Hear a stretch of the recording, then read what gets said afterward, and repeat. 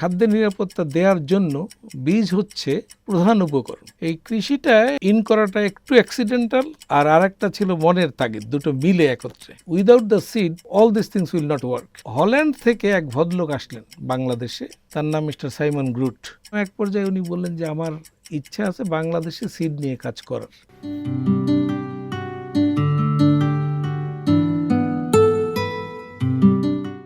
পাঠক, দর্শক, বণিক বার্তার অন্তর্দৃষ্টিতে আপনাদের সবাইকে স্বাগতম। বিশ্বব্যাপী কৃষি খাতের অন্যতম গুরুত্বপূর্ণ উপাদান বীজ। বাংলাদেশে বীজ খাতে কাজ করে এমন অন্যতম পথিকৃৎ প্রতিষ্ঠান লাল তীর সিড লিমিটেড। বীজের বিকাশ, সম্ভাবনা ও চ্যালেঞ্জ সহ নানা দিক নিয়ে আলোচনার জন্য আজ বণিক বার্তার স্টুডিওতে আছেন লাল তীর সিড লিমিটেডের ব্যবস্থাপনা পরিচালক মাহবুব আনাম। বণিক বার্তার অন্তর্দৃষ্টিতে আপনাকে স্বাগতম। Thank you. আমরা যতদূর জানি যে আপনার ক্যারিয়ারের একটা পর্যায়ে আপনি শিপিং লাইনের সাথে সম্পৃক্ত ছিলেন, ইউএস বেস। তো সেটার থেকে বাংলাদেশের একটা গুরুত্বপূর্ণ খাত কৃষি খাতে যুক্ত হলেন। এই যুক্ত হওয়ার গল্পটি দিয়ে আমরা আলোচনাটা শুরু করতে চাই। প্রথমত আমি আমার ব্যাকগ্রাউন্ডটা শিপিংয়ের সাথেই সম্পৃক্ত ছিল। একসময় আমরা বাংলাদেশে শিপিং কর্পোরেশন অফ ইন্ডিয়ার বাংলাদেশের যে এজেন্সি অফিস ছিল সেটা চালাতাম।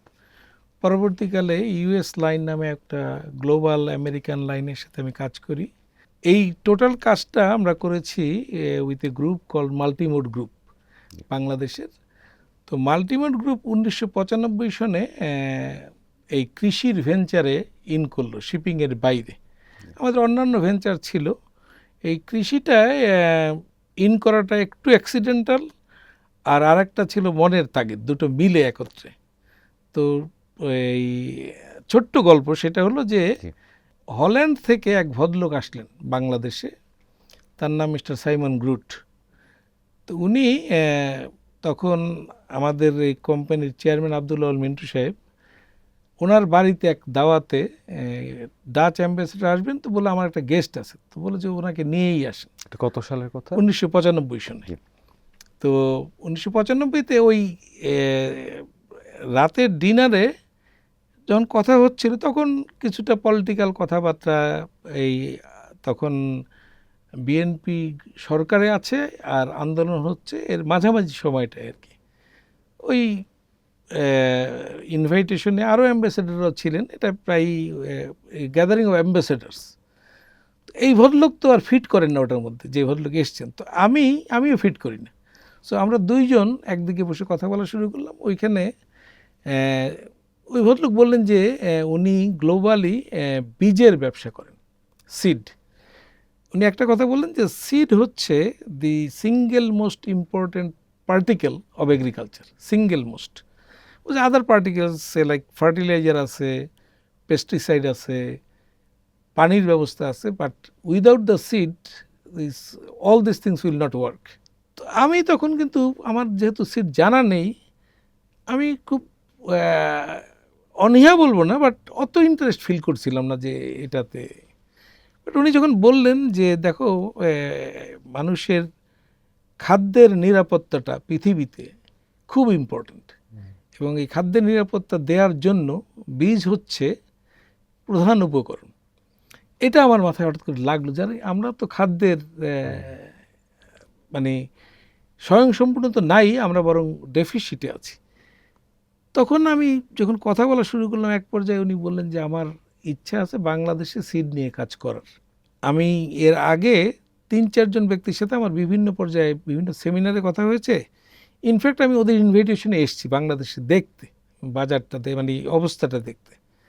নামই বলে ফেলি, উনি 3 জন ব্যক্তির নাম বললেন যাদের ইনভাইটেশন এসছেন।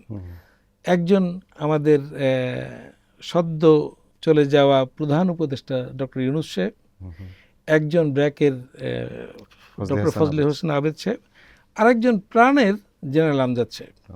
তো 3 ব্যক্তি ওনাকে আমন্ত্রণ জানিয়েছেন। তো ওনাদের সাথে ওর বিজনেসের কথাবার্তা, তো আমি শুনলাম কথাবার্তা। তো আমি এর আগে কানাডাতে থাকতাম।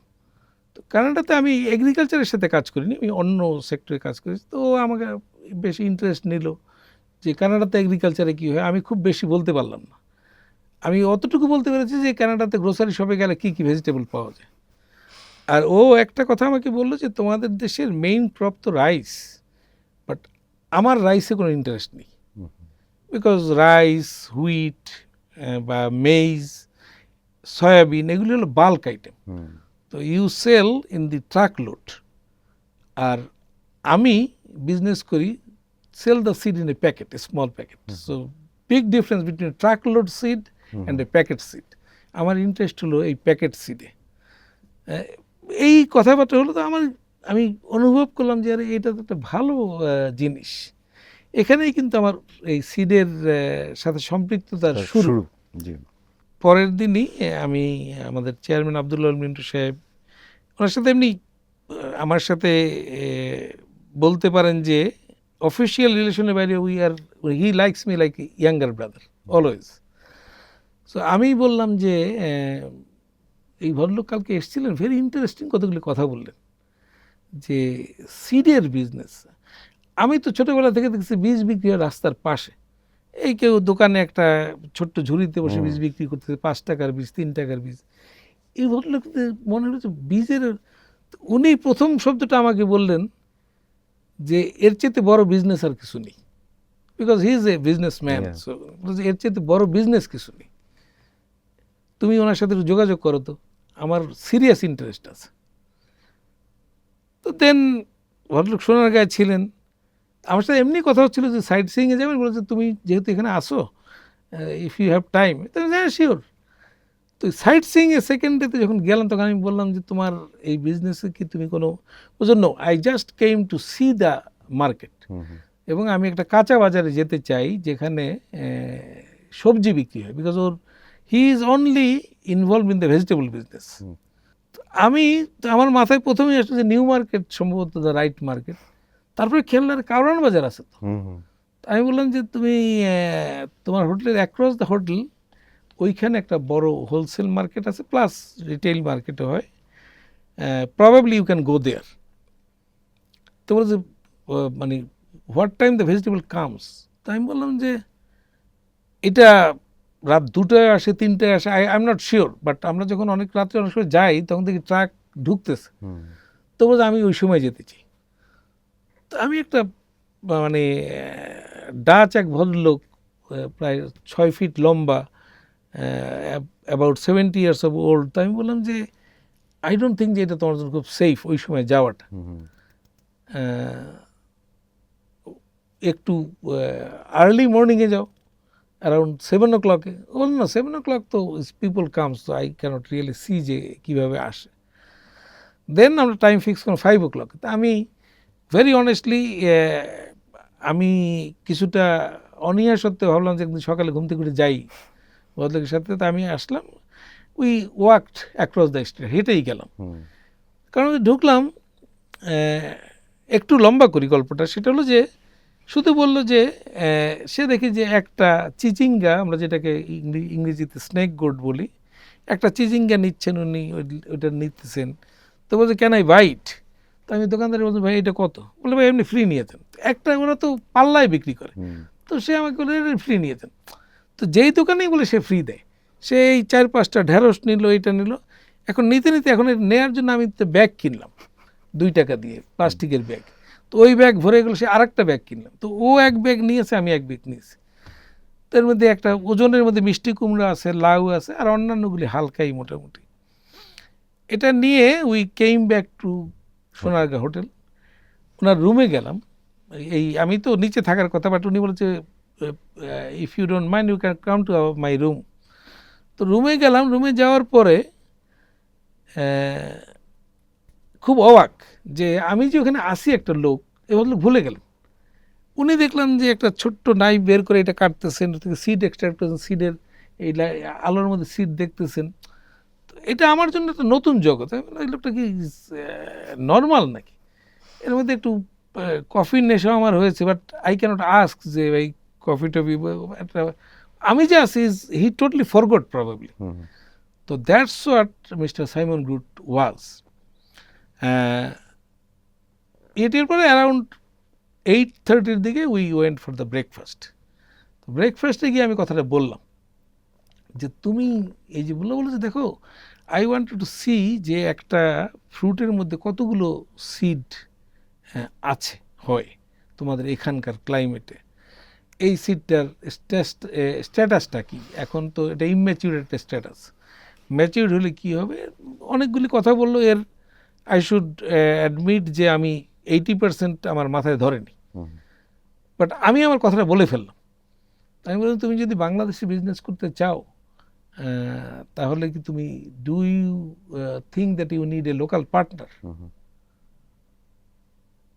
তো ও বললো যে yes I look for a partner but I don't want a seed expert in this country. Okay. প্রথমে বলে দিলেন। তো আমাকে জিজ্ঞেস করলো তোমার ইন্টারেস্ট আছে কিনা। আমি বলছি আমার না, বাট আমাদের গ্রুপেরই আমার চেয়ারম্যান যেখানে গেছিলো বলছে হ্যাঁ ইজ এ নাইস ম্যান, আমার সাথে 2-3 মিনিট কথা হলো। বলছে হি ডিডন্ট নো যে তুমি সিডের বিজনেস করো, বাট ওনার একটা কিন ইন্টারেস্ট আছে। তো বলছে তাহলে তো আমি কথা বলতে পারি তার সাথে। তো বলে যে সে কী তোমাদের টোটাল বিজনেস কি। তখন আমি বললাম যে আমাদের বিজনেস শিপিং, টেক্সটাইল মিলস আছে, কার্বন রড ব্যাটারি আছে, মানে মাল্টিমোডের আন্ডারে মাল্টিমোডের আন্ডার। তো এই দুলামিয়া কটনও তো আছে মনে হয়। দুলামিয়া কটন, হ্যাঁ কটন স্পিনিং জি, মিল। জি। তখন আমি বললাম যে is can we have another meeting with him. এই মিটিংটা হলো আমাদের এই বিজনেসটা করবো কিনা সেইটার একটা ইয়ে। তারপরে ধরেন ও 4-5 বার বাংলাদেশে এসছে, হি মেট প্রফেসর ইউনুস সাহেব, হি মেট জেনারেল আমজাদ সাহেব, হি মেট ডক্টর আবেদ সাহেব। Lastly, he decided to come with us as a joint venture company in Bangladesh. That's how we formed a company named East West Seed Bangladesh Limited. কারণ তার গ্লোবাল নামটা ছিল East West Seed, because he came from the west and came to the east. তার ইস্টের headquarter in Thailand, they had the offices at that time in Vietnam, in Philippines and in Indonesia. Bangladesh was their fourth venture. That's how we started the seed. কৃষকের ব্যয় ও আমদানি নির্ভরতা কমানোই নতুন সরকারের বড় challenge. আপনি এই খাতের অংশীজন হিসেবে কি মনে করেন?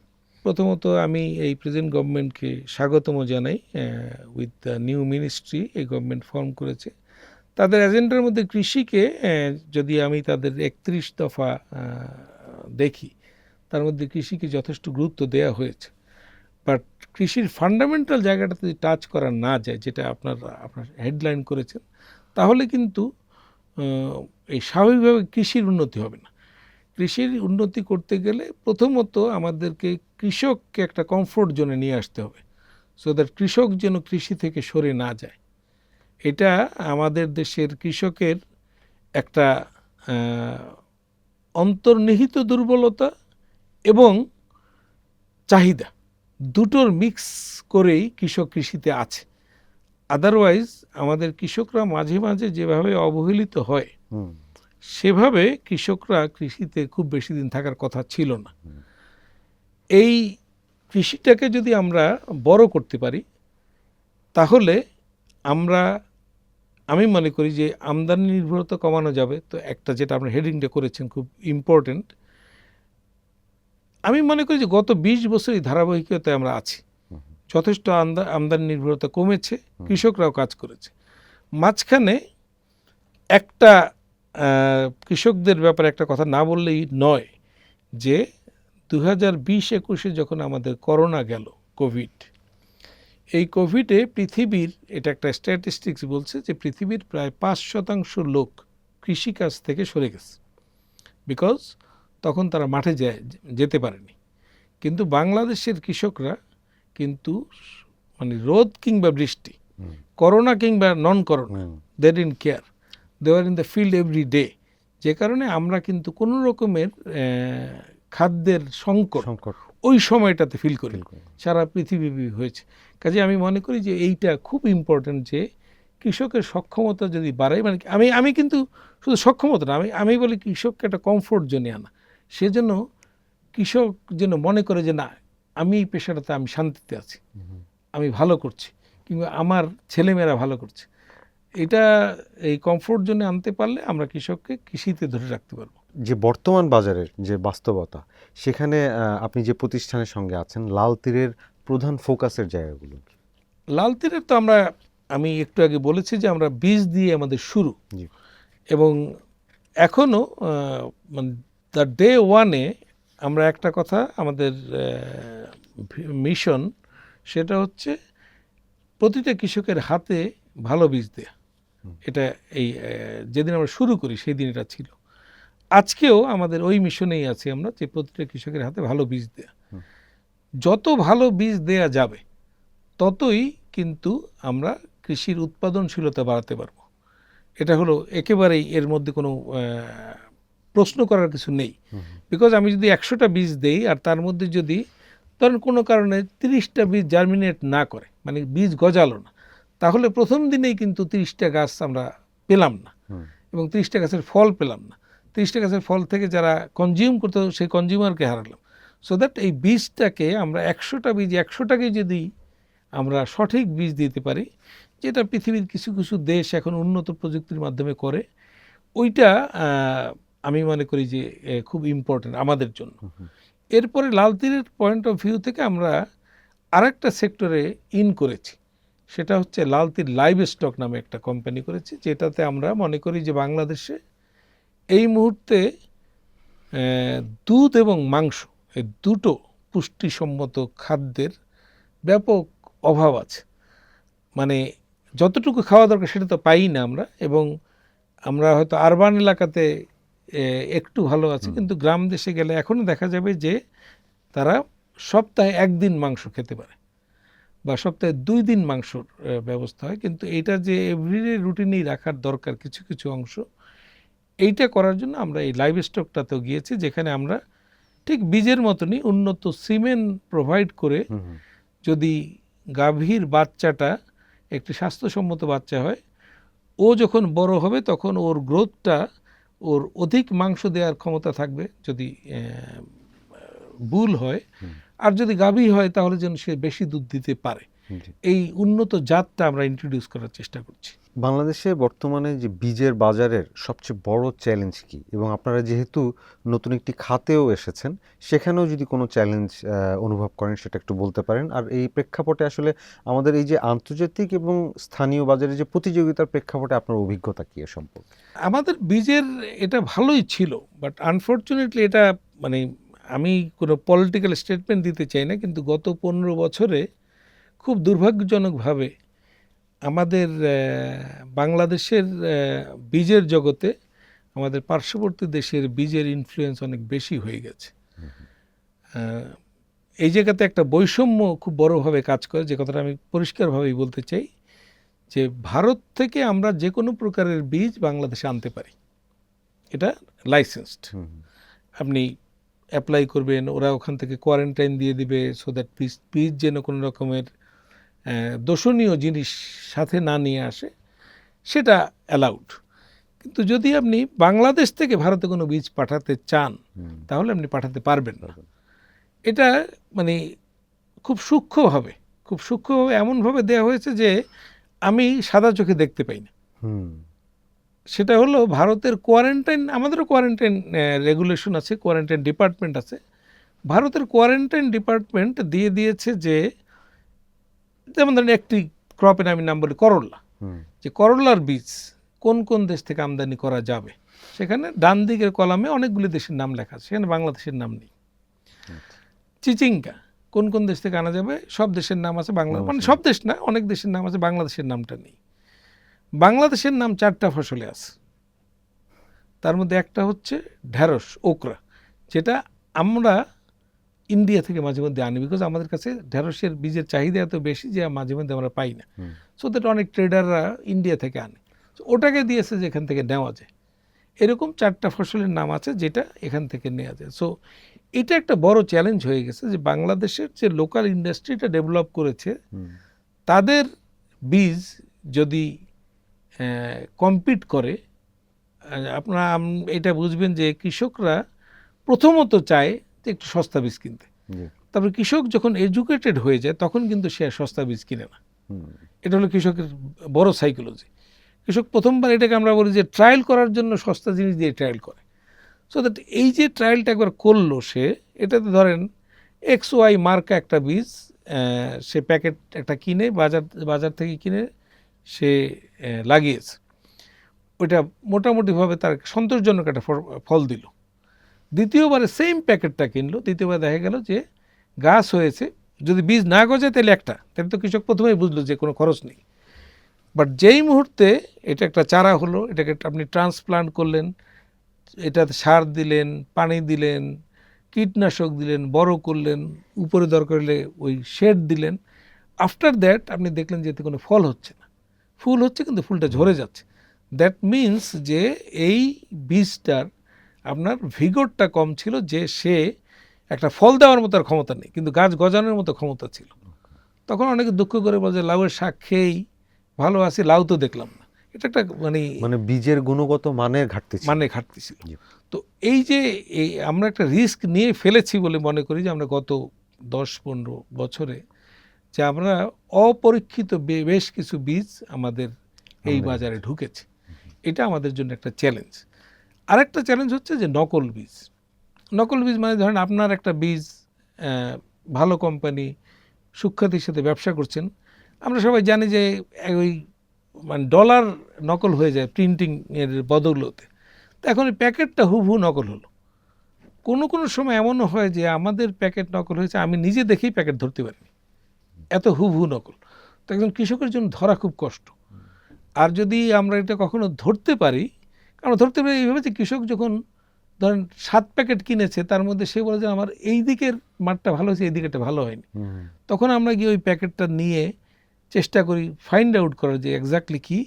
যদি নকল ধরতেও পারি, তাহলে আমাদের যেহেতু আমাদের দেশে প্রচলিত আইনে মানে আগে তো কোনো আইন ছিলই না, তারপরে পরবর্তীকালে আইন হয়েছে, শাস্তির বিধান আছে, কিন্তু শাস্তির বিধানে আপনি আমাকে 10,000 টাকা ফাইন করলেন, আমি তো ওই নকল বীজ বিক্রি করে 1 লক্ষ টাকা আয় করি, আমি 10,000 টাকা ফাইন দিয়ে আমি আবার নকল বীজ শুরু করলাম। এটা একটা বড় চ্যালেঞ্জ আমাদের সকলের জন্য, যারা ব্যবসা করি তাদের জন্য এবং সরকারের জন্য। এটা আপনি বলছিলেন গত 15 বছরে এই জিনিসটা ডেভেলপ হয়েছে, এই যে অবাধ আমদানির বিষয়টা। আপনারা স্টেক হোল্ডার হিসেবে এটাকে মানে এটা নিয়ে কোনো অভিযোগ সরকারের কাছে করেননি? আমাদের অ্যাসোসিয়েশন আছে, বাংলাদেশ সিড অ্যাসোসিয়েশন। অ্যাসোসিয়েশনটা কোয়াইট অর্গানাইজড অ্যাসোসিয়েশন অলসো। আমরা বিভিন্ন সময় সরকারের কাছে এটা নিয়ে দেন দরবার করেছি। বাট হয় কি, যদি মানে আপনার কাগজপত্র সব ঠিক থাকে তাহলে এটাকে চ্যালেঞ্জ করা খুব ডিফিকাল্ট। আর আরেকটা প্রবলেম হলো যে আমাদের দেশে এটা যেই সরকারি আসুক, সাধারণত প্রাইভেট সেক্টরকে ওন করতে চায় না। ধরেন আমি গবেষণা করে একটা ভালো বীজ বার করলাম, এটা কিন্তু আমাদের যে সম্প্রসারণ বিভাগ আছে সে কখনো এটার ক্যাম্পেইন করবে না, সে শুধু ক্যাম্পেইন করবে বিএডিসির বীজের। সো বিএডিসির বীজের মান মানে একসময় তো ধরেন BADC was the only source, আজ থেকে 40 বছর আগে। বাট আজকে প্রাইভেট সেক্টরের সক্ষমতা এত বেড়েছে যে ধরেন সবজির বীজ 99% প্রাইভেট সেক্টর, ভুট্টার বীজ 100% প্রাইভেট সেক্টর, পাটের বীজ 80-85% প্রাইভেট সেক্টর, আলুর বীজ 90% প্রাইভেট সেক্টর। এই যে সক্ষমতাটা বেড়েছে, তাহলে এই আলুর বীজটাকে যে বাজারে নিতে হবে, এটা তো আমাদের যে বিশাল কৃষি সম্প্রসারণ বিভাগ আছে তাদেরও তো একটা রেসপন্সিবিলিটি আছে যে তারাও পরীক্ষা করতে পারে। প্রাইভেটের মধ্যে সবাই যে ভালো তা তো না, তারাও একটা তাদের ট্রায়াল প্রোগ্রাম করতে পারে যে ঠিক আছে যারা প্রাইভেট করতেছে আমার কাছে বীজ দাও, এদের মধ্যে যেই 5 জনেরটা বা 10 জনেরটা আমি ভালো মনে করি আমরা এই ক্যাম্পেইনটা করব। এটা করতে চায় না, এটা একটা অনীহা আছে সরকারের প্রতি। এটা আমরা প্রাইভেটরা বলি যে বিমাতা সুলভ আচরণ, তো সেটা পাই। তো আমরা আমাদের ধরেন বাংলাদেশে হাতে গোনা বেশ কয়েকটা কোম্পানি আছে যাদের নিজস্ব মার্কেটিং গ্রুপ আছে, এক্সটেনশন গ্রুপ আছে, এটা আমরা করি। বিকজ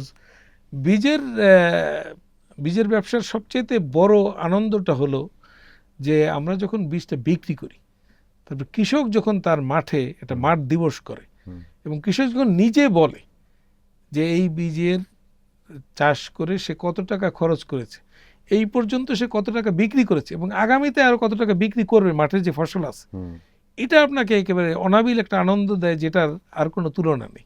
এটা হলো বীজের ব্যবসার সবচেয়ে বড় প্রাপ্তি। হ্যাঁ, আমরা তো যারাই ব্যবসা করি আমরা তো উই আর নট চ্যারিটি, মুনাফা করি, বাট আমি মনে করি যে এই মুনাফার বাইরেও আমরা একটা we contribute to the nation. লাল তীরের পক্ষ থেকে গবেষণা উন্নয়ন খাতে আসলে কোনো উদ্যোগ আছে কিনা? নতুন নতুন জাত উদ্ভাবনে কোনো ধরনের চিন্তা নিয়ে এগোচ্ছেন আপনারা?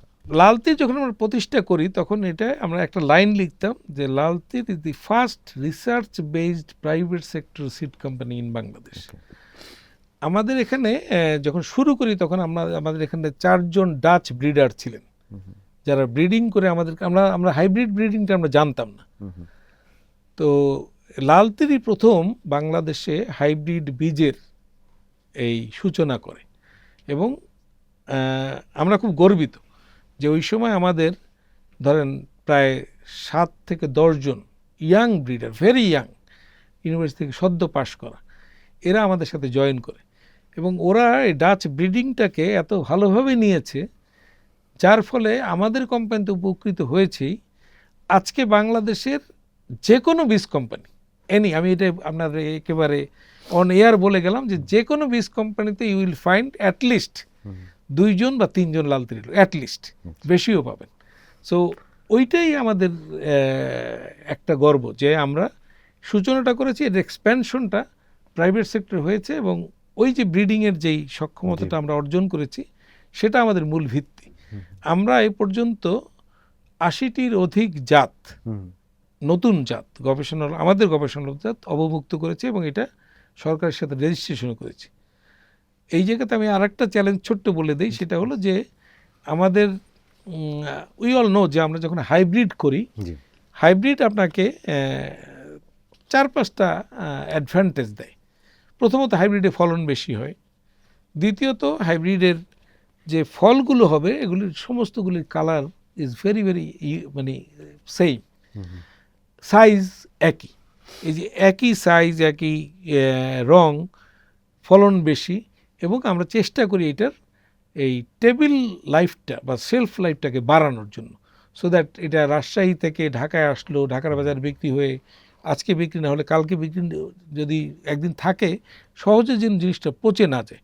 এটা কিন্তু সিডে করি, ইনস্টেড অফ কেমিক্যাল দিয়ে এটাকে ওই যে কেমিক্যাল দিয়ে পাকানো বা তাজা রাখা, তার বদলে সিডকে আপনি যদি টিউন আপ করতে পারেন এটাকে, তাহলেই কিন্তু সিড আপনাকে এই স্ট্রেংথটা দিতে পারে যে এর ফলের এই সেলফ লাইফটা 24 ঘন্টা 48 ঘন্টা বেড়ে যায়। এটা একটা বড় কাজ, এই গবেষণাটা আমরা করি।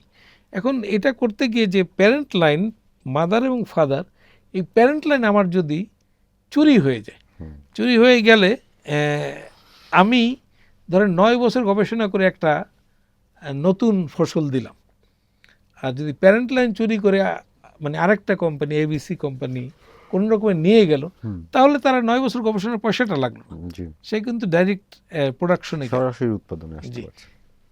তো এইটাতে আমাদের মানে একটা এক্সাম্পল দিতেই চাই, আমরা একটা হাইব্রিড পেঁয়াজ করেছি যেটা এই উপমহাদেশে প্রথমবারের মতন হাইব্রিড পেঁয়াজ হয়েছে। এই বীজটা আমরা উৎপাদন করি আমেরিকাতে নিয়ে, মানে আমার প্যারেন্ট লাইনটাকে, স্টক সিডটাকে আমার আমেরিকায় পাঠাতে হয়, সেখানে প্রোডাকশন করে সেখান থেকে আবার নিয়ে আসি। ইটস ভেরি কস্টলি, কিন্তু আমরা পারফেকশনের জন্য এই কাজটা করি, বিকজ পেঁয়াজের বীজের জন্য ওই ডে অ্যান্ড নাইট লেন্থটা ইকুয়াল হওয়াটা একটা ইম্পর্টেন্ট, একটা সার্টেন টাইমে খুব ইম্পর্টেন্ট, যেটা আমরা পাই না এইখানে। আর ওইটার যখন ওই মানে উইন্টারের একটু প্রলং উইন্টার দরকার, বাট ড্রাইনেসটা দরকার। আমাদের এখানে উইন্টার হলে এত কুয়াশা পড়ে যে আমরা এইটা পাই না। তো ইউএসের পার্টিকুলারলি একটা বেল্টে, এই অনিয়ন বেল্ট হিসেবে ডিক্লেয়ার করা, সেখানে আমরা এই পেঁয়াজের বীজটা করি। তো করে নিয়ে আসার পরে এই জায়গাতে যেই সাফল্যটা পেয়েছে কৃষকরা, সেটা হচ্ছে যে আমাদের দেশে সাধারণত এটা আমাদের 3 থেকে 4 টন পেঁয়াজ হতে পারে হেক্টরে, এইটাকে আমরা নিয়ে গেছি এখন 14 টনে। তো একই মাঠ, অলমোস্ট একই পরিচর্যা, সেখানে যদি একটা কৃষক এই 3-3.5 টনের জায়গায় 14 টন পায়, তার হোল ইকোনমিক্সের ডাইনামিক মানে ডাইলেক্ট্রিক চেঞ্জ হয়ে যায়। এটা আর মানে হিসাব করার মতো না। যে কারণে দেখবেন যে এই পেঁয়াজের বীজ নিয়ে, আমি জানি না বণিক বার্তায় রিপোর্ট হয়েছে কিনা, বাট কোনো কোনো পত্রিকায় এসছে যে লাল তীরের পেঁয়াজের বীজের দাম এত বেশি কেন। আচ্ছা। আমাকে এক পর্যায়ে আগের কৃষিমন্ত্রী মাননীয় মতিয়া চৌধুরী জিজ্ঞেসও করেছিলেন, মানে মিটিংয়ের মধ্যেই, যে আপনাদের যে তোমার আমাকে তুমি বলতে যে এই তোমার পেঁয়াজের বীজের দাম নিয়ে সবসময় কমপ্লেন কেন। তো আমি ওনাকে এক্সপ্লেন করেছি যে দেখেন আমি আমার এই হাইব্রিড পেঁয়াজের বীজটা বার করতে আমাদের 9 বছর সময় লেগেছে, 9 ইয়ার্স, ট্রায়াল করেছি 3 বছর, তারপরে এটা মাঠে দিয়েছি। তো আমাকে এই যে 12 বছরের যে খরচটা, এটা তো আমি যদি নিতে শুরু করি তাহলে আরো বেশি দাম হবে, বাট আমি একদিনে তো উঠাতে চাই না। বাট কৃষক, আমি শুধু বলছি যে মাননীয় মন্ত্রী, আমরা এই টেবিলে যারা অভিযোগ করছি আমরা কেউ পেঁয়াজের চাষ করি না, যে কৃষক পেঁয়াজের চাষ করছে সে আমার অফিসে ধর্ণা দেয় যে আমাকে 1 কেজি পেঁয়াজের বীজ দিতে হবে, বিকজ আমার কাছে এনাফ বীজ ছিল না। তাইলে বুঝতে হবে যে কৃষক বুঝেই নিচ্ছে, কৃষক তো আমার চেয়ে বড় ইকোনমিস্ট। সো এইটা মানে উই ডু ইট, যে এটাই আমাদের মানে ব্যাকবোন, যে আমরা গবেষণাটাকে মনে করি যে it is a continuous process, এবং এর বাইরে দের ইজ নো ওয়ে যে আমরা এক্সপ্যানশন করব, বিকজ আপনার তো ল্যান্ড লিমিটেড, ল্যান্ড লিমিটেড থাকার কারণে we cannot go for the horizontal expansion, will have to go vertical. Vertical যেতে হলে আপনাকে ইল্ড বাড়াতে হবে, অল্প সময় আপনাকে টাইম মানে ডিউরেশন অফ ক্রপের একটা কম্প্রোমাইজ করতে হবে। সো এইটা বিবেচনা করে কিন্তু আমরা গবেষণাটা করি। আরেকটা গবেষণা আমরা শুরু করেছি গত 5 বছর যাবৎ, সেটা হলো যে ক্লাইমেট চেঞ্জকে অ্যাড্রেস করে, যে যেই ক্লাইমেটটা চেঞ্জ হচ্ছে আমাদের দেশে, দেখবেন আপনি তো জানেনই যে মাঝখানে কয়েক বছর শীতই পড়েন, এই বছরেও এই টানা কয়েকদিন পরে আবার বলে জানুয়ারির শেষ দিকে আসতেছে, আর আসলো না, আর শীত পেলাম না। তো এইটা ওয়েদার ইজ মানে অ্যাক্টিং ভেরি ফানি, তো আমাদেরকে ওইটাও অ্যাড্রেস করতে হচ্ছে। সো ওটাকে অ্যাড্রেস করে আমরা কিছু কিছু গবেষণা করছি। একটা গবেষণার একটা উইং আমরা খুলেছি ইন রামপাল, যেখানে আমরা মনে করি যে যেভাবে করে লবণের পরিমাণ বাড়ছে আমাদের মাটিতে, এটার গত 4 বছরের স্ট্যাটিস্টিক দেখবেন যে এটা মেইনল্যান্ডের কাছাকাছি চলে আসছে। এটা যদি ফরিদপুর ক্রস করে ফেলে তাহলে কিন্তু আমাদের দেশের কৃষিতে একটা বড় রকমের ধাক্কা খাবো। সো দ্যাট আমাদেরকে লবণ সহিষ্ণু জাত আবিষ্কারের দিকে আমরা এই লাল তীর এখন এক্সক্লুসিভলি কাজ করছি। তার মানে ক্লাইমেট রেজিলিয়েন্ট যে বীজ উন্নয়ন, সেটার ইতোমধ্যে আপনারা কাজ শুরু করে দিয়েছেন।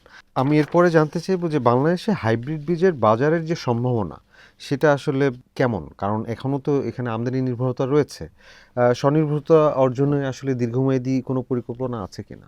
মানে আপনি যদি ধরেন সবজিতে তো আমরা স্বয়ংসম্পূর্ণ, মানে কাইন্ড অফ আমরা তো ইম্পোর্ট করি না, বরং আমরা কিছু এক্সপোর্টও করি to Dubai, to Middle East, to UK এবং to US and Canadian market also.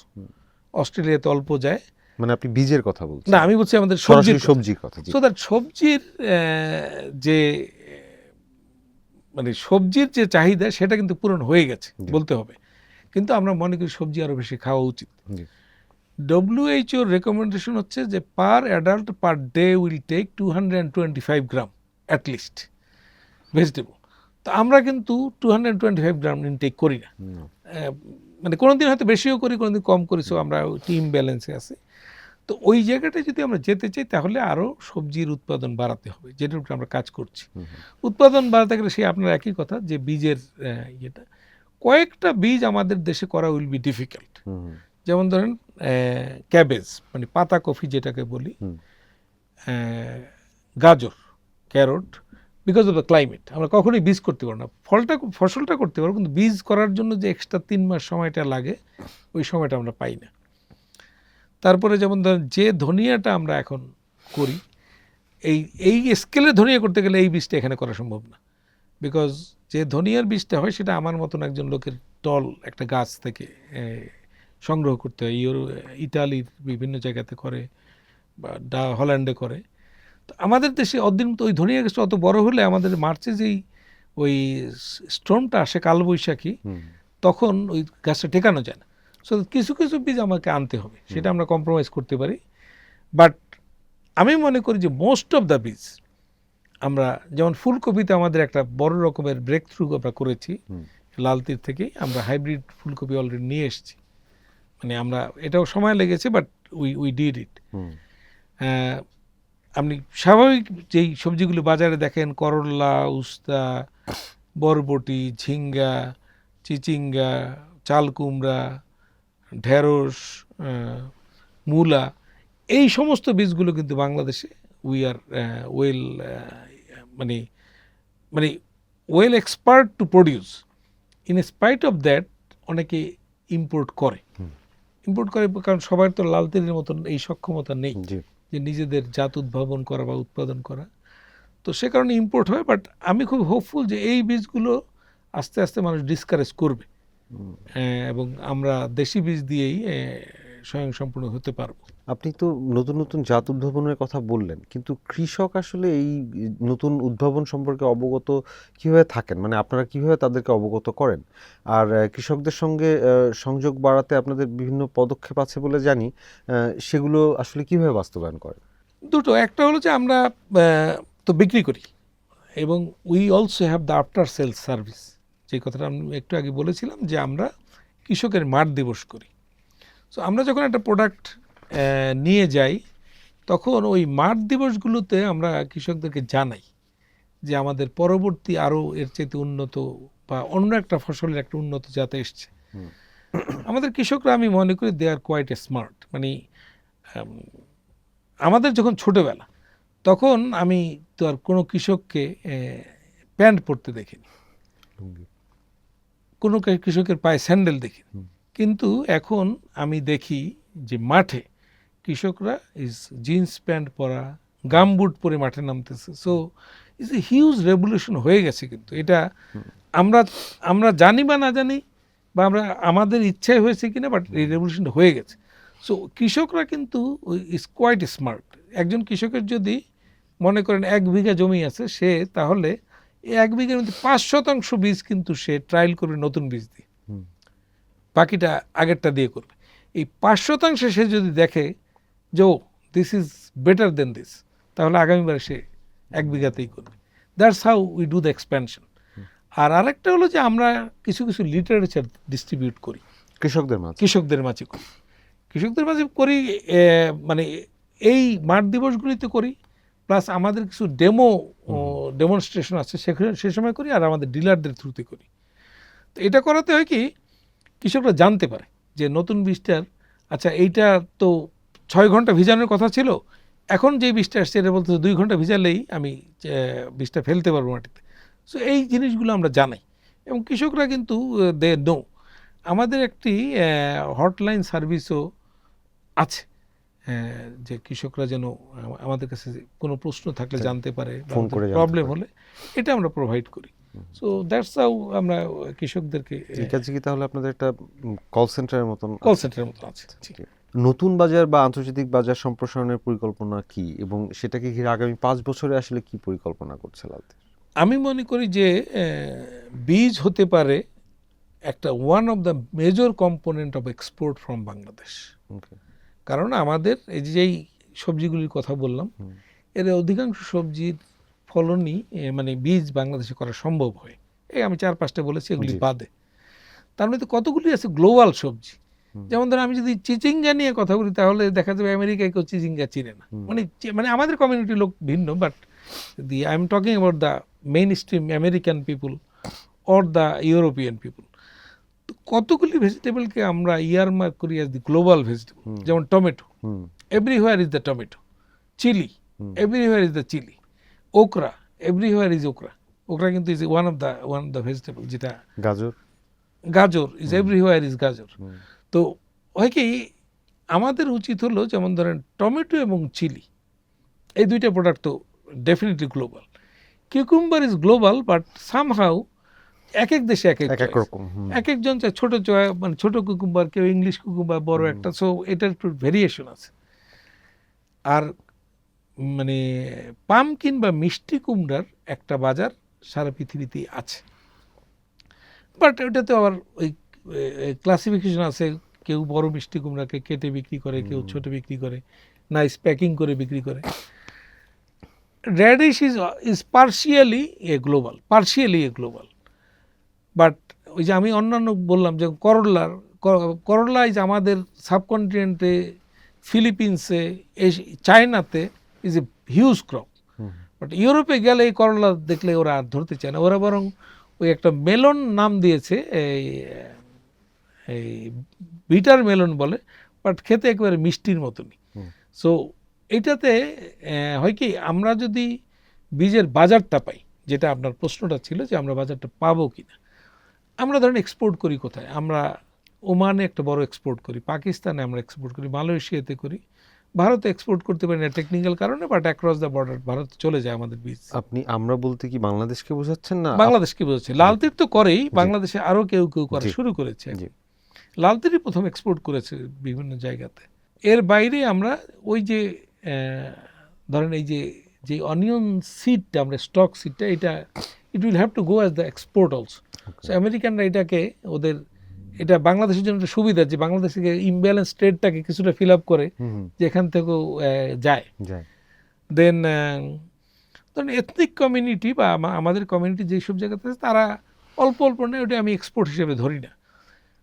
But আমরা যদি ধরেন এই গ্লোবাল 3-4টে আইটেমকে অ্যাড্রেস করতে পারি, যেটা নিয়ে অনেক ইনকোয়ারি এখন আসতেছে আমাদের কাছে যে তোমরা এটা দিতে পারবা কিনা, সেখানে যেতে আমাদের রাস্তাটা একটু লম্বা।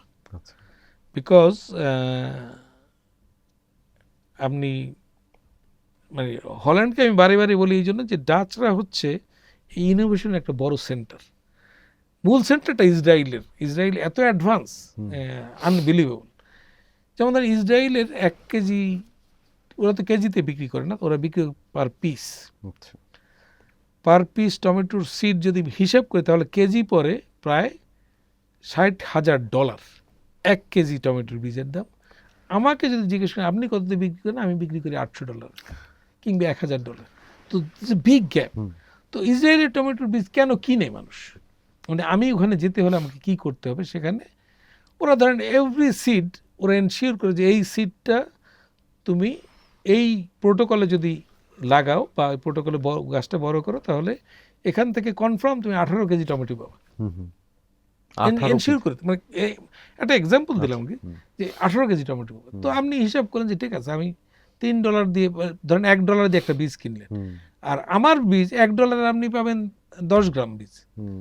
10 গ্রামের বীজ হবে প্রায় 200 বীজ। তো একটার এগেইনস্টে 200 বীজ তো দিলে, সে আমারটা তো সার্টেনিটি নাই যে কতটুকু দিতে পারবে, ওই ক্লাইমেটে কাজ করবে কিনা বা কি করবে।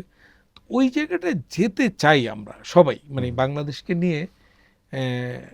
আমি ইসরায়েলের জায়গায় না গেলেও অ্যাটলিস্ট ডাচদের জায়গায় যেতে চাই, যেখানে ওরাও পিসে বিক্রি করে, বাট ওদের ধরেন $15,000 থেকে $20,000 বিক্রি করে টমেটোর প্রাইসটা। তো এটা এক্সাম্পলটা বললাম এই জন্য যে আমাদের জন্য ধরেন আমরা যখন গার্মেন্টস শুরু করছি, তখন আমরা কেউ জিজ্ঞেসও করেনি, ইচ্ছা করলেই আই এম টকিং অ্যাবাউট 80, 81, 83, 84 এর দিকে আপনার কাছে গার্মেন্টস আছে। আমেরিকান বাইররা তো আসতো না, ধরেন এই মিডল বাইররা হংকং থেকে আসতো, আপনাকে অর্ডার দিত, এক্সপোর্ট করতো। যখন আপনি 200-র বেশি ইন্ডাস্ট্রি হয়ে গেল, তখনই আপনার জন্য একটা নতুন শব্দ আসলো, কোটা। যে কোটা সিস্টেমে দিবেন কিনা। তো বীজে এখন আমরা উন্মুক্ত আছি। কিন্তু বীজে যেমন ধরেন চায়না এত বীজ এক্সপোর্ট করে, কিংবা ইটালি এত বীজ এক্সপোর্ট করে, আমেরিকাতে বীজের উপরে কিন্তু চায়নার কিংবা ইটালির কোটা আছে। আমরা এই কোটা পর্যন্ত যেতে চাই প্রথমে, যে আমাদেরকে যেন কোটা ইম্পোজ করে যে তোমরা এর বেশি করতে পারবে না। আমি মনে করি যে এখানে যদি গভর্নমেন্ট যদি আমাদেরকে সুবিধা দেওয়ার, বাংলাদেশে এই সেক্টরটাকে যদি পলিসি সাপোর্ট দেয়, হ্যাঁ, এখানে যদি একটা ইন্টারন্যাশনাল স্ট্যান্ডার্ড ল্যাব করা যায়, যে এই ল্যাব আপনাকে টেস্ট করে দিবে প্রতিটা সিডের ইনসাইড ক্যারেক্টার। আগে ছিল কি যে আপনার সিড কোনো রোগ বহন করছে কিনা, আর এখন বলতেছে যে whether your seed is healthy or not, মানে ফুল হেলথ চেক করে দিচ্ছে। তো ওইরকম একটা ইন্টারন্যাশনাল স্ট্যান্ডার্ডের ল্যাব যদি বাংলাদেশে স্থাপিত হয়, তাহলে হয়তো বা এক পর্যায়ে বাংলাদেশ থেকে ইউরোপ বা আমেরিকার মার্কেটে আমরা বীজ এক্সপোর্ট করতে পারবো। সরকারি নীতিমালা বা বীজ আইনের ক্ষেত্রে কোনো সংস্কার প্রয়োজন মনে করেন? আপনি যে সম্ভাবনার কথা বলছেন, সেটা স্থানীয় বাজারে হোক, রপ্তানি বাজারে হোক, সরকারি নীতিমালা বা বীজ আইনের ক্ষেত্রে সেই সব বিষয়গুলো কাজে লাগাতে কোনো মানে সংস্কার প্রয়োজন কিনা? আমি মনে করি যে আমাদের বীজ আইন যেটা আছে, এটা মানে বীজ ব্যবসা বান্ধব, কৃষি বান্ধব। এটা ঠিক আছে, তবে একটু একটু মানে এটার জন্য আমরাও রেসপন্সিবল, বিকজ এটা এত ওপেন ছিল যে কেউ বুঝতো না যে কার বীজ কোথায় যাচ্ছে, কিভাবে বিক্রি হচ্ছে, অল দিস থিং। তখন আমরা বললাম যে আমাদের একটা বীজের নিবন্ধন দরকার। যে আমিও ধরেন আমার একটা খুব ফেমাস করল্লা আছে, টিয়া করল্লা, নাম টিয়া। এই টিয়া একেবারে ইন্ডিয়ার হায়দ্রাবাদে গেলেও মানুষ জানে যে ও টিয়া ইজ দ্য বেস্ট করল্লা। তো এখন আপনিও আগামীকাল মনে করলেন আপনি টিয়া করল্লা বিক্রি করবেন, বিকজ আপনার রাইট আছে, তো আমারটার কোনো নিবন্ধন নেই, কিছু নেই, আপনি তো নিতেই পারেন। তখন আমরা এই নিবন্ধন প্রসঙ্গটায় গেলাম। এটা আজ থেকে ধরেন বছর 10 আগে, বা না তারও একটু আগে, 15 বছর আগে গভর্নমেন্ট এই নীতিমালাটা করলো যে তোমরা যেই বিক্রি করো এটা নিবন্ধনটা কি আপনি আইপিআর এর কথা মিন করছেন? না, এটা registration with the ministry of agriculture. তো আমরা এটা একটা রেজিস্ট্রেশন করি, আমরা একটা ধরেন একটা ফরম্যাটও আমরাই মূলত আমরা এবং সরকারি লোকরা মিলে ফরম্যাটটা করেছি, যে আপনার এই বীজের উৎপত্তি কোত্থেকে, এটা ব্রিডিং কে করেছে, কোন সায়েন্টিস্ট করেছে, এটা দিয়ে আপনি একটা দিয়ে দিতে পারেন যে আমার এটা আমি নিবন্ধন করতে চাই। এই ডিক্লারেশন বা এই ঘোষণাটা প্রয়োজন পড়ে ওইটার সুরক্ষার জন্য। তাহলে গভর্নমেন্টের কাছে এটা ফাইলে রইলো যে আইডেন্টিটি থাকলো। এখন আমরা এটা করতে গেলাম ভালো বুঝে, এখন একটা নিবন্ধন করতে, তখন আজকে দিলে আপনি কালকে আমি জাস্ট এটা it is a mower formality. এখন একটা নিবন্ধন 2 মাসে হচ্ছে না, 3 মাসে হচ্ছে না। মানে এটা কি আসলে আপনাদের যারা আবেদন করেন তাদের সমস্যা না রেড টেপ? আচ্ছা, অবভিয়াসলি যারা আবেদন তো করে দিছি, তো এটা আমরা পাচ্ছি না। আশা করি যে নতুন সরকার এসছেন, এবং আমি মনে করি যে এই সরকার যে কৃষির যে প্রস্তাবগুলো আছে তাতে কৃষিকে সহজীকরণ করতে হবে। আর আমি যেটা বলেছি যে কৃষককে ডেফিনেটলি আপনাকে একটা কমফোর্ট জোনে নিয়ে আসতে হবে, সে যেন আরাম ফিল করে যে না আমি একটা স্বস্তির জায়গায় আছি। আমরা তো দেখছি যে দেশে বেকারত্ব বেড়েছে, তো এই আমাদের কৃষির যে একটা বড় সম্ভাবনা, এই সম্ভাবনার জায়গায় যে আমাদের তরুণদের আকৃষ্ট করার আসলে কি উপায় হতে পারে? আমি একটু আগে বলেছিলাম যে তরুণরা কৃষিতে আসছে, জিন্স প্যান্ট পরে গামবুট পরে যারা মাঠে যায়, আমি আরো আসার কথা বলছি। হ্যাঁ, এরা আসছে, কিন্তু পরিমাণটা কম। এর 3-4টা কারণ আছে। প্রথমত যে আমাদের এখানে তো কোনো কৃষকের তার অন্তত পক্ষে তার উৎপাদন মূল্যের নিশ্চয়তা কিন্তু আমরা দিতে পারি না। এটা হলো সবচেয়ে বড় ব্যর্থতা আমাদের সকলের। আমি মনে করি যে কৃষক যদি আমি কোনো ন্যায্য মূল্য শব্দতে যেতেই চাই না, কৃষক অন্তত উৎপাদন মূল্যটা চায়, যে তার যে খরচে সে উৎপাদন সেটা অন্তত চায়। তারপর যদি সে একটু বেশি মানে তত প্রাপ্য এটা সে বেশিতে বিক্রি করতে পারে। মিডলম্যানদের দৌরাত্ম্য অনেক কমেছে, আজ থেকে 20 বছর আগে যেটা ছিল তার চেয়ে কমেছে। পথে পথে চাঁদাবাজি, এই বিষয়টা আমি ঠিক বুঝি না যে কিভাবে হয় বা কেন হয়, এইগুলিকে রোধ করা দরকার। বাট মিডলম্যানদের দৌরাত্ম্য কমেছে এই কারণে যে আগে ধরেন রাজশাহীর নাটোরে আমি একদিন গেলাম, দেখছি রাস্তার পাশে স্তূপ এই ঢেঁড়স পড়ে আছে। ও বলছে যে আমাদের এখানে 1 টাকা কেজি যদি নিয়ে যান, শুধু ট্রাকে করে 1 টাকা কেজি দিতে চায়। ঠিক তার পরদিন ঢাকাতে এসে আমি দেখলাম হাতিরপুল বাজারে 26 টাকা কেজি। তো গ্যাপটা তো অনেক বেশি। এটা আমি বলছি আজ থেকে ওই 30 বছর আগে যখন আমরা লালতি শুরু করি। আর এখন কৃষক কিন্তু ওই মাঠে বসে মোবাইলে জিজ্ঞেস করতেছে টাকাতে কত চলে। সো সে জানে যে আমি ভাই কষ্ট করে হলে বাসে উঠে আমি যদি 1 বস্তা নিয়ে যাই, আমি কিন্তু অন্তত পক্ষে মানে 100 টাকা যদি বাজারে বিক্রি হয় আমি তো 60 টাকা পাবো, আর এখানে আমাকে বলতেছে 20 টাকা। সে কিন্তু ওই ক্যালকুলেশন করে ফেলছে। সো ওরা কিন্তু মিডলম্যানদের দৌরাত্ম্য কমাচ্ছে। এখন যদি ওই বাসের কন্ডাক্টর যদি বলে এই তোমার বস্তার জন্য আমাকে এক্সট্রা 25 টাকা না দিলে দিব না, তাহলে অ্যাড হচ্ছে তার সাথে। বাট স্টিল আমি মনে করি যে কৃষকরা এই কানেক্টিভিটি পেয়েছে যে এই জায়গা থেকে এইখানে। বাট আমরা মানে জাতীয় পর্যায়ে যে ব্যর্থতা আমাদের, আলু নিয়ে আপনাদের পত্রিকাও রিপোর্ট করেছেন, আলু নিয়ে গত 2 মাস এর চেয়ে বেশি সময় যাবত রিপোর্ট করতেছেন। আমাদের কি পরিকল্পনা ছিল যে এই বছরে কি আলু হবে জানতাম না। আমরা কি পরিকল্পনা করেছি কতটুকু মাটিতে লাগানো যাবে জানতাম না। আমি পাশাপাশি একটা এক্সাম্পল দিই। সেপ্টেম্বরের 1 তারিখে আমেরিকার অ্যারিজোনাতে অনিয়ন কাল্টিভেশন মানে সিডিং মানে বীজ বপনে সোয়িংয়ের কাট অফ ডেট। আচ্ছা।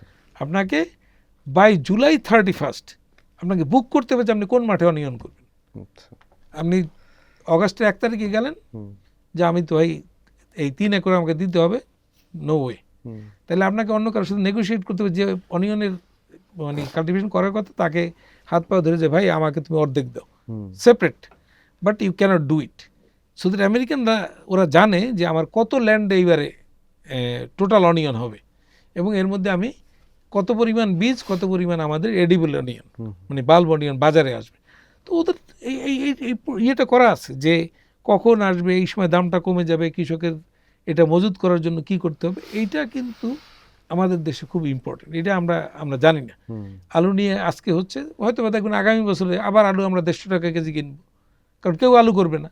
তো এই যে একটা ইমব্যালেন্স, এটা করার জন্য একটা রোড ম্যাপ থাকা দরকার আচ্ছা। ফ্রম দ্য গভর্নমেন্ট, হুম, হুম, যে এইটা গভর্নমেন্ট একটা এক্সপার্ট কাউন্সিল করতে পারে। হুম, আমাদের দেশে আমি মনে করি কৃষি বিশেষজ্ঞের খুব বেশি ঘাটতি নেই, অনেকেই আচ্ছা, আছেন আপনাকে আছে। যারা এই ব্যাপারটা বুঝেন এবং বাজার ব্যবস্থাটাও বোঝেন। এদেরকে বাজার ব্যবস্থা যারা বোঝেন এবং কৃষি বিশেষজ্ঞ, এদেরকে কম্বাইন করে আমার মনে হয় একটা বিশেষজ্ঞ পরিষদ থাকা দরকার, হুম, যারা একটা রোড ম্যাপ দিবে হুম। যে আমাদের দেশে টোটাল ফসল হুম, কোনটা কতটুকু করা দরকার। আমরা মাঝে মাঝে বলি কি যে এত তেল ইম্পোর্ট করতে হবে কেন, তাহলে তেলের বীজ যেগুলি আছে সেগুলি এখানে করি। হুম, তো এটাতে করে কি তেলের বীজ করলে আমাদের মেইনল্যান্ড থেকেই তো আমার জমি তো লিমিটেড, আমি তো নতুন জমি দিতে পারবো না, তাহলে ধানের উৎপাদন কমে যাবে।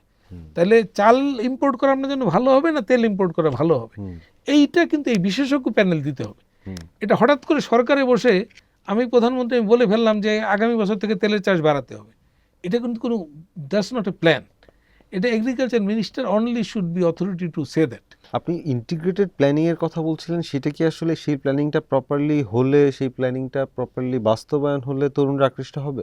ওয়ান্স তরুণরা যখন জানবে জি। যে ওই যেটা বললাম যে আমি মাঠে নামতে চাই, হুম, হুম, আমাকে এনশিওর করতে হবে যে আমার একটা কমফোর্ট লাইফ আছে। হুম, হুম, ওকে। আদারওয়াইজ তার ফাদারকে সে বলবে যে তোমার জমি বিক্রি করার যা করো আমাকে দুবাই পাঠিয়ে দাও, অথবা আমাকে আমেরিকা পাঠাও, আমাকে অস্ট্রেলিয়া মানে পড়তে পাঠাও। সে একটা অনুমানযোগ্য নিকট ভবিষ্যতের বিষয়টা বুঝতে চান। এবং একটা আশার বাণী হলো হুম। যে পৃথিবীর অনেক উন্নত দেশে, হুম। আমেরিকা সহ, এই মুহূর্তে লোক নেয়ার পরিমাণটা এবং কর্মসংস্থানের পরিমাণ কমে গেছে, তারাও তাদের ইকোনমি নিয়ে ব্যস্ত আছে। সুতরাং আমাদের ছেলেরা যেই মুহূর্তে বুঝে ফেলবে যে না হুম, ওইখানে আমার জন্য is not a better life, hmm, তখন কিন্তু সে এখানে স্টিক করবে, হুম, স্টিক করতেও চায়, হুম, হুম, হুম। যদি আমরা তাকে ওই নিশ্চয়তাটুকু ওই দিতে পারি। সুরক্ষাটা আপনি যদি দিতে দেখাতে পারেন, নিশ্চয়ই। আমরা কি আসলে এই পশ্চিমা দেশগুলোর মতন যে এই যে ভীষণ রকমের ধনী কৃষক পরিবার, বিশাল বিশাল খামার, ওই ধরনের আসলে কি আমরা স্বপ্নও দেখতে পারি বাংলাদেশে? না, বাংলাদেশ ঠিক না, এই সাবকন্টিনেন্ট তো একসময় সামন্তবাদদের যুগ ছিল। জি। এই ধরেন পাকিস্তানের কথাই বলি, ওদের এই লারকানার জমিদার, হুম, মানে ওদের জমিদারই ছিল, জমির ব্যবসা ছিল, সামন্তবাদ, বাট হুম। ওরা কৃষি নিজে করেনি, হুম, মানুষ দিয়ে করিয়েছে। আমেরিকাতে ধরেন জিমি কার্টার প্রেসিডেন্ট হয়েছেন, বাদাম জি, ব্যবসায়ী, দাদা। একেবারে উনি যেই চেয়ারে বসে বাদামের নিলাম তুলতেন, আমি সেই চেয়ারটা দেখে আসছি, এটা আমার একটা সৌভাগ্য জর্জিয়াতে। হুম, তো আমাদের দেশে আমি আমি শিওর যে বড় কৃষি পরিবার না হলেও, হুম, মানে আমরা যেটাকে আমরা ধরে নিই কি মার্জিনাল ফার্মার মানে কতটুকু, আমরা 1 একর জমি, হুম, আমরা যদি মনে করি যে একটু একটু হাই প্রোফাইল ফার্মার হুম, যার ধরেন 5 একর আছে, তার চেয়ে যদি এলিট ফার্মার ধরি হুম, যার 20 একর আছে, এইভাবে ক্লাসিফিকেশন করে যদি আমরা কিছু কিছু ফার্মারকে, আমাদের জন্য কিন্তু খুব প্রয়োজন যারা ব্যবসা করে। জি, কারণ হয় কি আমি যদি মানে এলাকায় এলাকায় মডেল ফার্মার শো করতে পারি, জি, তাহলে কিন্তু এটা পাকিস্তান আমলে ছিল, কিন্তু পাকিস্তান আমলে দিত আচ্ছা, ওই ইউনিয়ন পরিষদের চেয়ারম্যানরা বলতো যে আমার এলাকার আদর্শ কৃষক, এই নামে একটা হয়ে যেত। আচ্ছা, বাংলাদেশ হওয়ার পর আই থিঙ্ক আমাদের এই প্রথা চালু ছিল, বা এখন এখন এই মুহূর্তে আমি দেখছি না। নেই, নেই। বাট আমি যশোরের একজন, তারপরে ঈশ্বরদীতে বাদশা মিয়া, না কুমিল্লা, ছিল, আমরা আমরা ছোট থাকতে আমার যত হ্যাঁ মনে পড়ে এরকম এরকম দেখেছি। এরকম কৃষক ছিলেন, কিন্তু ফেমাস কৃষক যাদের নামের উপরে জিনিস বিক্রি হতো। জি, তো আজকে আমরাও কিন্তু ফলো করাই, যেমন ধরেন একটা স্কুলের হেডমাস্টার সাহেব এখন primary school headmaster is a respectable person in his area.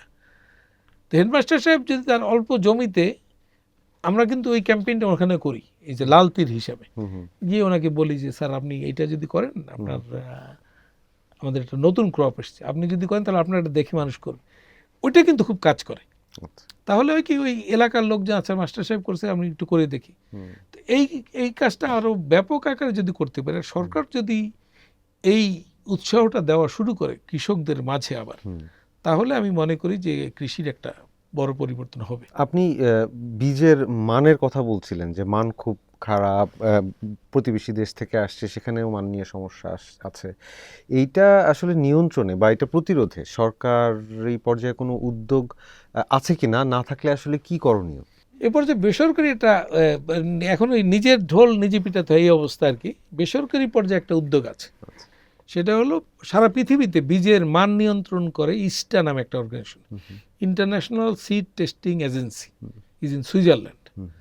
তো পৃথিবীর অনেক দেশই বলে যে ইস্টার অ্যাক্রিডিটেশন আছে কিনা তোমার ল্যাবরেটরি। আপনি বলেন যে আমার ল্যাব থেকে আমি পরীক্ষা করে দিয়েছি, আমার বীজ ভালো আছে, তখন জিজ্ঞেস করে যে তোমার ল্যাব আছে কিনা। এই প্রথমত বলে যে হ্যাঁ ল্যাব আছে, এটা ইস্টা অ্যাক্রিডিটেড কিনা। তো ইস্টা যে সার্টিফিকেটটা আপনাকে দেয় সেটাকে আমরা পৃথিবীব্যাপী এটার নাম অরেঞ্জ সার্টিফিকেট, মানে কমলা সার্টিফিকেট, যে এই বীজটার মধ্যে বীজটা আমি পরীক্ষা করেছি এবং বীজটা ভালো, এটার মধ্যে কোনো গুণগত মান ভালো অ্যান্ড অল দিস থিং। ওই ইসরায়েলের মতন অত না, বাট স্ট্যান্ডার্ড। তো আমাদের দেশের ইস্টার কোনো ল্যাব ছিল না।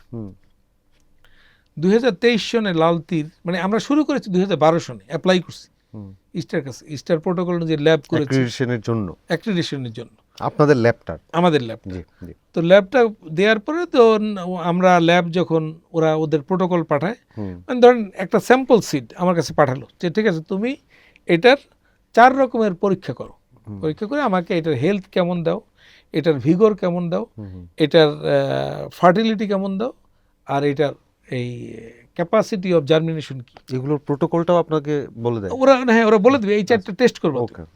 তো আমি ধরেন এই 4টা টেস্ট করলাম, টেস্ট করে আমি ওদের কাছে রেজাল্ট পাঠাবো। এই একই সিট কিন্তু সে আরও 5টা ল্যাবে পাঠিয়েছে, একেবারে ইন্টারন্যাশনাল ল্যাব, মানে ধরেন ইংল্যান্ডের ল্যাবে পাঠিয়েছে, ধরেন ইজিপ্টের ল্যাবে পাঠিয়েছে, ওদের যে অ্যাক্রিডিটেড ল্যাব। ও যদি দেখে যে আমাদের সাথে 3% ভেরিয়েশন অফ দ্য রেজাল্ট আছে, তাহলে আমার রেজাল্টটা রিজেক্ট করে দেয়। ঠিক আছে, তো আমরা 12 থেকে এইভাবেই এই পরীক্ষার মধ্যে ছিলাম। 17তে একবার অলমোস্ট পেয়ে গেলাম, কিন্তু আমরা 2টোতে ফেল করলাম। আবার নতুন করে কাজ শুরু হলো, হতে হতে আমরা 2023 সনে প্রথম ইস্টার অ্যাক্রিডিটেশন পেলাম। This is the first accredited lab in Bangladesh, only, মানে not first, only. BADC apply করেছে, আমরাই উৎসাহিত করেছি, ভাই অনেকে অ্যাপ্লাই করো। মানে সরকারও এখনো সেই স্বীকৃতি পায় নাই না, মানে সিড সার্টিফিকেট এজেন্সি, ওরাই তো সিডের বাবা মা আমাদের দেশে, তারাও অ্যাপ্লাই করেছে কিন্তু তারা পায়নি। তাদের ল্যাবে অনেক ইকুইপমেন্ট আছে, বাট এটাতে you will have to be very very মানে সিরিয়াস, কারণ ওরা তো কোনো ফাঁকে ঝুঁকে জায়গা নেই তো, কারণ ওরা তো প্যারালাল রেজাল্টগুলি তো ওর হাতে আছে, শুধু আমার রেজাল্ট দেখে তো বলবে না যে এটা। আমাদের এখন এই অথরিটিটা আছে যে আমরা চাইলে, মানে আমরা এখন অরেঞ্জ সার্টিফিকেট ইস্যু করতে পারি আমাদের জন্য, অন্য কোম্পানির জন্য উই আর অথরাইজড। আর একটা আছে ব্লু সার্টিফিকেট। ব্লু সার্টিফিকেটটা আমরা ইস্যু করতে পারি, সেটা হলো যে আপনার একটা সিড কোম্পানি, আপনি বলেন যে ভাই আমার এখানে 25 কেজি বীজ আমি এক্সপোর্ট করতে চাই, তা আমারটা একটু টেস্ট করে দেন, আমি স্যাম্পল পাঠিয়ে দিই। এই স্যাম্পল যেটা পাঠালেন আমাকে, স্যাম্পলটা পাঠালে আমি স্যাম্পল টেস্ট করে বলে দিলাম যে আপনারটা স্যাম্পল ঠিক আছে, I will write their sample is good. তখন এই ব্লু সার্টিফিকেট আপনি পেলেন, এইটার বেসিসে আপনি কোনো দেশ, ধরেন শ্রীলঙ্কায় আপনি পাঠাতে পারবেন, আমরা শ্রীলঙ্কায় পাঠাই। কিন্তু এখন অরেঞ্জ সার্টিফিকেট দিয়ে দিলে আপনাকে টোটাল সিড, আমার ইন্সপেক্টর ওখানে যাবে, আপনার টোটাল সিড থেকে নিজে স্যাম্পল কালেক্ট করে প্রত্যেকটা লট থেকে, এবং আমরা সিল করে রেখে আসবো। দেন আমরা রেজাল্ট পাওয়ার পরে ওই সিল ব্যাগ আপনি আর ভাঙতে পারবেন না, ওটাই আপনাকে এক্সপোর্ট করতে হবে। So that is orange certificate. It's very, মানে ওরা এই ব্যাপারটাতে very particular, and they do not deviate from their principle, এটা ইজ ভেরি ক্লিয়ার। তার মানে আপনি বলছেন যদি একটা ওই যে আন্তর্জাতিক মানসম্পন্ন অ্যাক্রিডিটেশন, যদি অ্যাক্রিডিটেড ল্যাব যদি আমরা করতে পারি, আমাদের এই যে নকল বা মানহীন বীজের প্রতিরোধটা করা সম্ভব হবে। আমাদের আলোচনা আমরা একদম শেষ পর্যায়ে আছি। বাংলাদেশের খাদ্য নিরাপত্তা নিশ্চিতে বেসরকারি বীজ কোম্পানির ভূমিকা নিয়ে আপনার কোনো বিশেষ মূল্যায়ন আছে কিনা? আমি তো মনে করি যে বেসরকারি বীজের একটা বড় রকমের কন্ট্রিবিউশন আছে আমাদের এগ্রিকালচার সেক্টরে। আর খাদ্য নিরাপত্তা বলতে আমরা আগে যেটা বলতাম যে আমাদের স্টোমাক ফিলিং, মানে আমি ভাত খেয়েছি বা আলু খেয়েছি পেট ভরে, ঠিক আছে, বাট এখন খাদ্য নিরাপত্তার সংজ্ঞাটা কিন্তু খুব পরিষ্কার, that you will have to have the balanced food in your diet. এটা কিন্তু ব্যালেন্সড ফুড মানে আপনার প্রপার নিউট্রিশনটা যেন আপনার ফুডের মধ্যে থাকে। তো সেখানে আমার একেবারেই মনে করি যে আমাদের প্রতিবেলার খাদ্যে মানে পরিমিত প্রোটিন, পরিমিত আমিষ এবং পরিমিত সবজি আপনার থাকাটা প্রয়োজন। যতটুকু কার্বোহাইড্রেট নেই আমরা ঠিক ইকুয়ালি যেভাবে থাকা উচিত সেটা আমাদের থাকা দরকার। তো আমাদের আর্থিক অবস্থা বিবেচনা করে আমরা হয়তো বা সবাই আজই পারবো না, but we definitely can give a ড্রাইভটা দিলে হবে কি, এই বীজ সেক্টর যেটা করেছে, যে আমি একটু আগে বলেছিলাম যে ধরেন আমরা প্রাইভেট সেক্টর থেকে এখন 100% ভুট্টার বীজ আমরা দিই, প্রায় 100% সবজির বীজ আমরা দিই, প্রায় 100% আলুর বীজ আমরা দিই। তো এইটাতে আমাদের কন্ট্রিবিউশনটা আছে, কিন্তু ওই যে আমি যেটা বলছিলাম যে আমাদের যদি এই পুষ্টিসম্মত কিংবা এই ব্যালেন্স ডায়েট যেটা আমরা বলি, এইটাকে যদি আমরা এনশিওর করতে চাই তাইলে কিন্তু আমাদেরকে অন্য সেক্টরটাকে অ্যাড করতে হবে। বিকজ আপনার মাংসটা আপনি পেলেন কিনা পরিমিত, তেলটা আছে কিনা, আমরা তেলের ভেজালের মান আছে কিনা, দুধ খাচ্ছেন কিনা, ফল খাচ্ছেন কিনা। ওই জন্য যেটা আমি বললাম যে যদি একটা কৃষি গ্রুপকে নিয়ে একটা এক্সপার্ট কাউন্সিল করে, এটা করা উচিত। আমাদের একটা এগ্রিকালচার কাউন্সিল আছে কিন্তু বিআরসি যে রেগুলেটরি বডি, রেগুলেটরি বডি, শুধু রেগুলেটরি বডির কাজ শুধু আইন কানুন করে এর মধ্যে সীমাবদ্ধ না রেখে এটাকে যদি আমরা একটু কমার্শিয়ালি টুয়ার্ডস দ্য পিপুল নিয়ে যাই, তাহলে it will B a better proposition for Bangladesh. আমরা আলোচনা করিনি, কিন্তু খুবই গুরুত্বপূর্ণ, আশা প্রয়োজন এরকম কোনো কিছু থাকলে আপনি বলতে পারেন। না, গুরুত্বপূর্ণ শুধু একটি ব্যাপার, সেটা হলো যে বাংলাদেশে এখনও একটা অপার সম্ভাবনা আছে এই বীজ শিল্পের। বীজ শিল্পটাকে আমি অবহেলিত বলবো না, বাট এটার যে গুরুত্বটা অনেক বেশি, সেই গুরুত্ব দেয়া হয় না বলে আমার কাছে মনে হয়। ধরেন আজকেও যদি দেখেন যে মানুষ সার ব্যবস্থাপনা নিয়ে বিশাল আলোচনা, সারের লাইসেন্স নিয়ে কথা, এই নিয়ে কথা, বীজ নিয়ে কিন্তু এত আলোচনা নেই। কিন্তু বীজটার গুরুত্বটাকে যদি একটু সরকার অনুধাবন করে, আর এই যেটা আমি বললাম যে প্রাইভেট সেক্টরের কোনো সাবসিডি দেওয়ার দরকার নেই, বাট প্রাইভেট সেক্টরকে যেটা দিতে হবে সেটা হলো যে এই যে আগামীকালকে আমি এক্সপোর্ট মার্কেটের কথা বললাম যে গার্মেন্টসকে সাবস্টিটিউট করতে পারে, এই জায়গাটায় যেতে হলে এক পর্যায়ে সরকারের পক্ষ থেকে 20% ক্যাশ ইনসেন্টিভ ছিল আমার এক্সপোর্টে, বীজ এক্সপোর্ট। এখন এটা 8%-এ আসছে এবং আগামীতে 0-তে নেমে যাবে, থাকবে না, এরকম একটা কথা শোনা যায়।